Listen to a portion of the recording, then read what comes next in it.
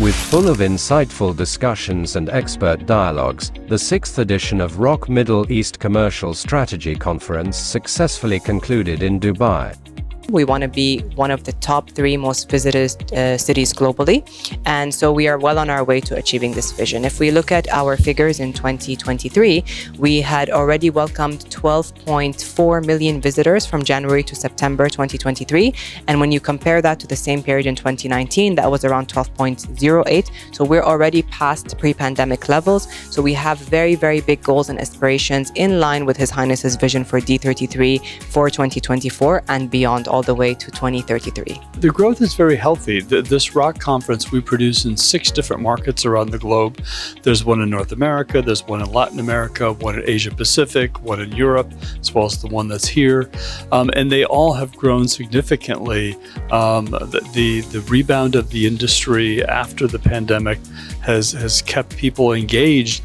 But consumers have come back differently. There's a different demographic of consumers. There's usually more leisure. There's more blended travel between leisure and corporate. Meetings and conventions now are starting to rebound. So all these things have contributed to the growth of the hotel industry. Banyan Tree Resort opens its first property in Dubai. AirHelp sheds light on some recent air traffic trends. All the regions are recovering very, very good. And especially connections on a long haul, something that we looked forward to recover, especially Asia lagging behind the rest of the world. Now it's recovering very nicely. So this trend will for sure continue in 24. We are very exciting to see within 24 the total capacity, but also total usage. So travelers will go above pre-COVID 2019 levels. So this is what we expect.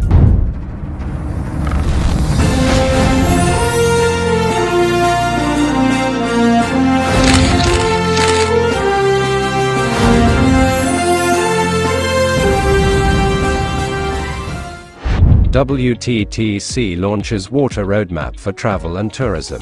We're here to talk about water, a really precious resource. Only 1% of water on the planet is actually fresh water that we use, and we are custodians and guardians of that water. And in travel and tourism, inevitably we use a lot of water, particularly in our supply chains in agriculture.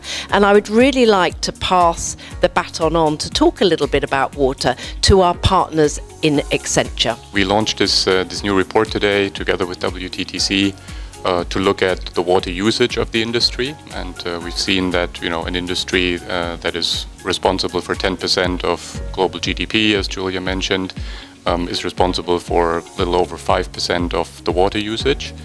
And we then looked at, well, what can companies in the sector do to safeguard this resource? We want to send a strong market signal that this industry is taking this aspect extremely seriously. And by standing out in the crowd and talking about net positive, as opposed to just sustainability and net zero for that matter, sends that signal. And within that, we're going to be talking as an alliance, we're talking about standards and reporting. Because right now, this plethora of standards and frameworks, of acronym soup, is not something that is beneficial to the industry's progress and sustainability, and we're going to take a collective approach to addressing that. When you're here and you talk to the people at all levels, there's so much care, there's so much dedication. Because they're starting from a blank sheet of paper, they're so willing to go beyond what other countries and other parts of the world can do. And we're very proud to be part of that and supporting that.